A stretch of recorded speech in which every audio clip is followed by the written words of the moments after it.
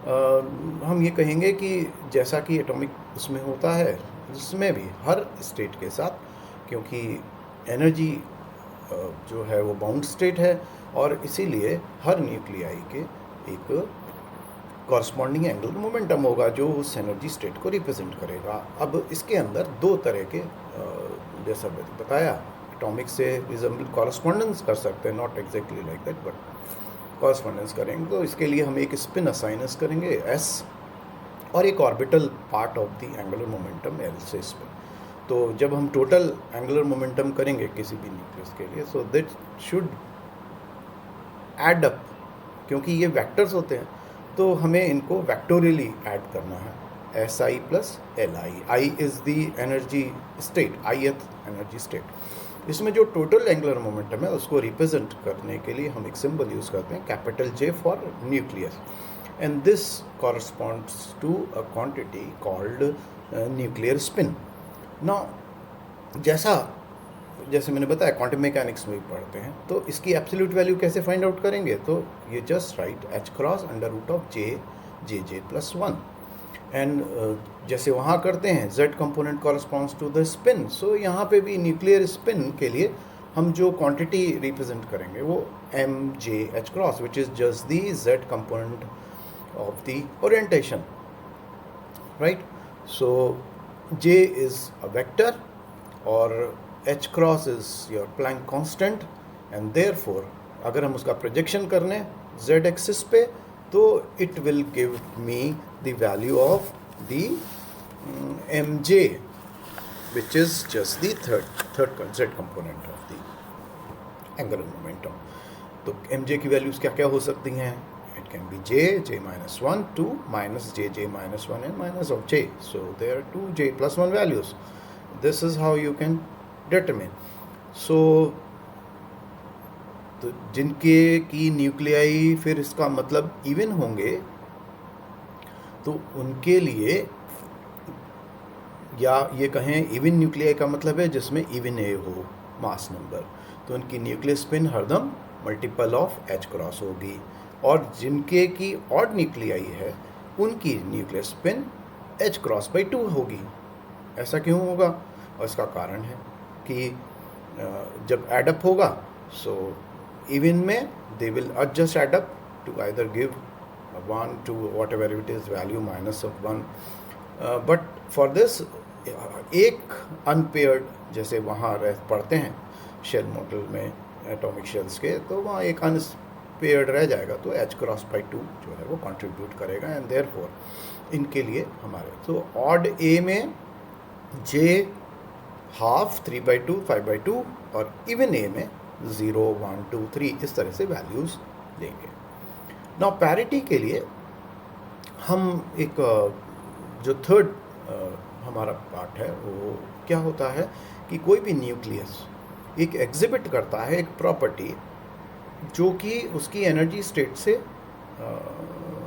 Connect करती है, और इस प्रॉपर्टी ये है कि जो भी न्यूक्लियर वेव फंक्शंस हैं वो अगर हम उनका स्पेस इन्वर्शन करें, स्पेस इन्वर्शन का यहाँ मतलब होता है कि यदि आप x को माइनस x, y को माइनस y, z को माइनस z करें, तो वो साई जो है वो किस तरह से ट्रांसफॉर्म होगा, चेंज होगा, वो हमें एक क्वांटिटी बताएगा which is called the parity, और इसको हम parity of nucleus in energy state कह सकते हैं। तो इसको रिप्रेजेंट कैसे करें मैथमेटिकली? तो ये right psi minus transformed value is because you are changing x to minus x and y to minus y and z to minus z.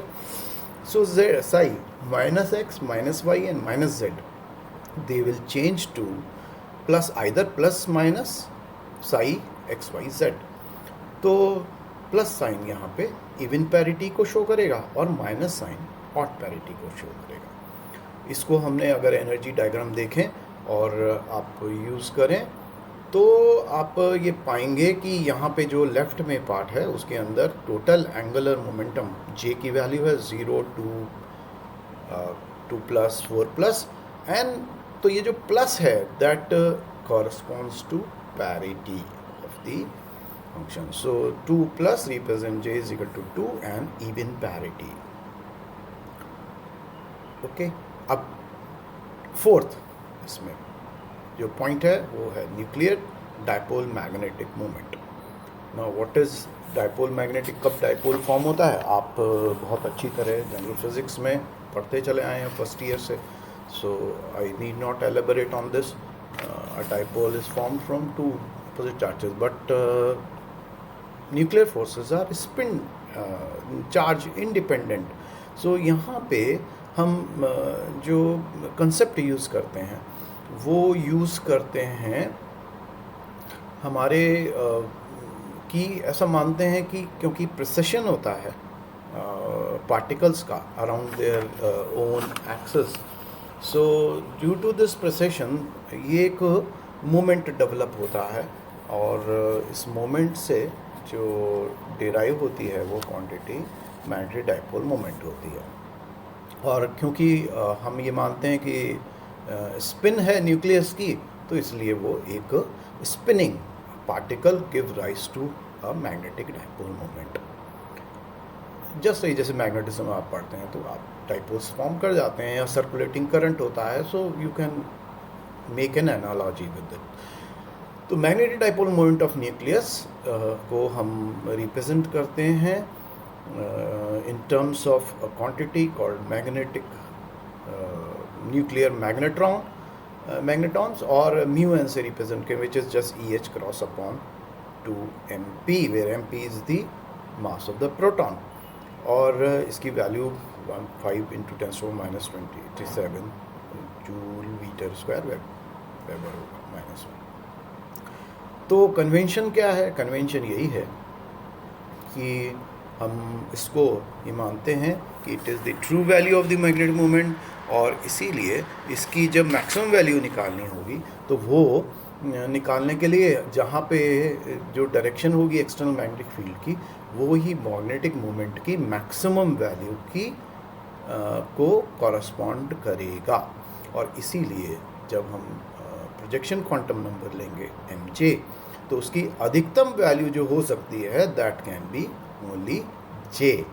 So j is the maximum value of the projection quantum number mj जो कि correspond करेगा।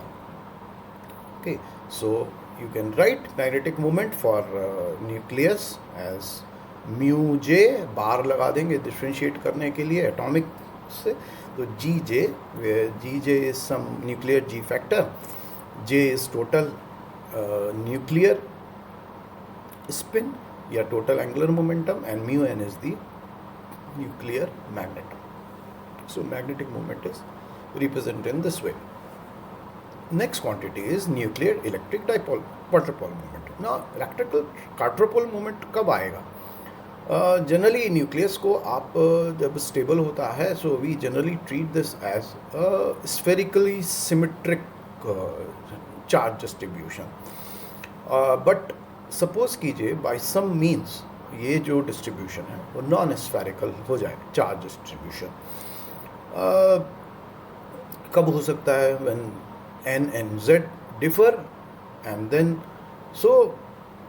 then it possesses a very high moment, और ऐसे में एक क्वाड्रपोल moment का formation हो सकता है, जिसको हम मैथमेटिकली रिप्रेजेंट करेंगे इस equation 1/e rho r 3z square minus r square dv is the volume integral, so represents the volume, rho gives you the charge density, और इसको हम बांस में रिप्रेजेंट करते हैं।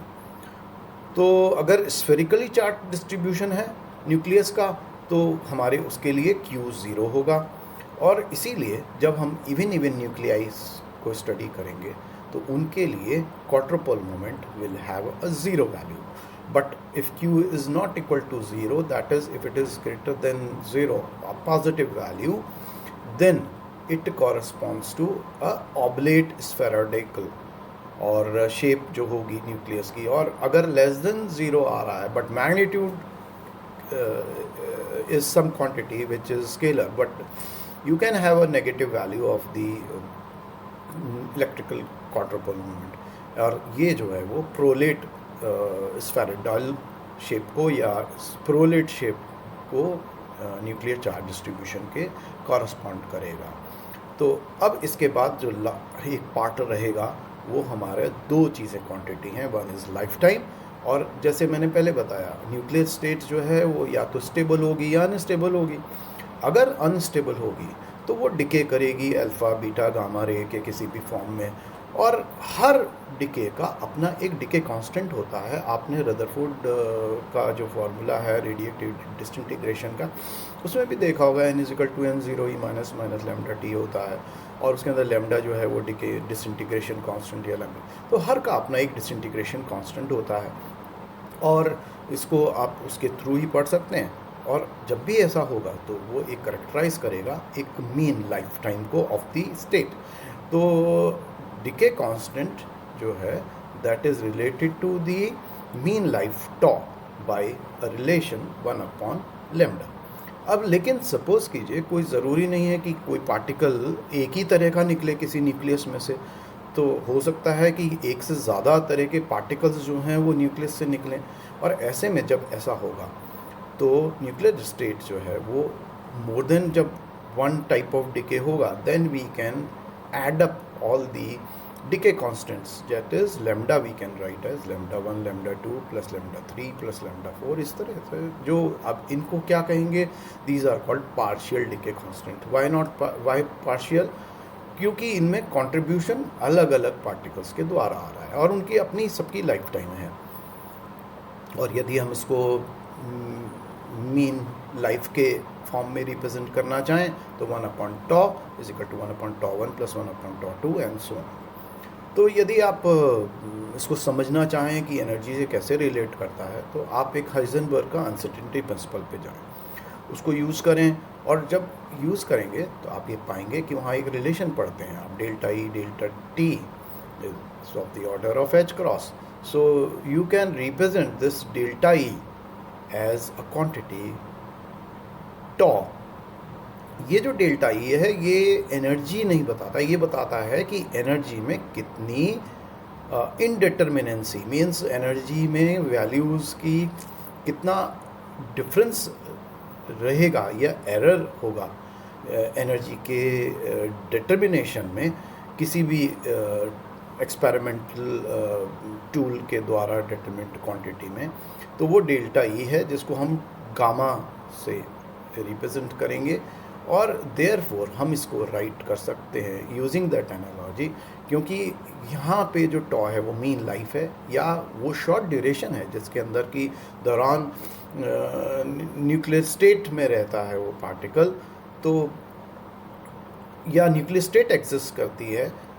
Therefore we can write this as gamma as H cross upon tau, and therefore जो indeterminacy of the particle है उसको जब हम गामा से रिप्रेजेंट करेंगे तो हम इसको ये भी कह सकते हैं कि ये इसकी लेवल विड्थ है या एनर्जी की विड्थ है। सो हर न्यूक्लियर एनर्जी लेवल जो है वो उसका एक फाइनेट विड्थ होगा या फाइनेट लाइफ टाइम होगा, जिसको हम गामा से रिप्रेजेंट करेंगे। ठीक है, अनलेस कि उसका एक infinite life time. Infinite life time किसके लिए हो सकता है? जो पार्टिकल ग्राउंड स्टेट में रहेगा, या न्यूक्लियर स्टेट अगर ग्राउंड स्टेट है तो उसके लिए इनफाइनेट रहेगा, इट रिसाइड्स देयर, क्योंकि वो हमारा लोएस्ट एनर्जी कॉन्फ़िगरेशन होता है, सिमेट्री के प्रिंसिपल्स को फॉलो करके। And last quantity will be जो हम यूज़ करते हैं, that is called isospin. So isospin के लिए हम अभी इस पर कंसंट्रेट नहीं करेंगे क्योंकि हमें काफ़ी पढ़ना है इसके बारे में। ये क्वांटिटी जनरली मल्टीप्लेट से होता है, जो ग्रुप में आते हैं पार्टिकल्स, जिसमें न्यूट्रॉन प्रोटॉन भी एक आइसोस्पिन के कंबाइंड पार्टिकल्स हैं, पायॉन्स हैं, केयॉन्स हैं, तो ऐसे बहुत सारे पार्टिकल्स हैं। लेकिन अभी हमारा जो कंसर्न है वो ये नहीं है, हमारा जो कंसर्न है वो ये है कि अभी इसका न्यूक्लियर डिटेक्शन कैसे होगा, एंड देन विल जब हम पार्टिकल फिजिक्स में आएंगे then will study this. So this is all for today, and goodbye and have a good day.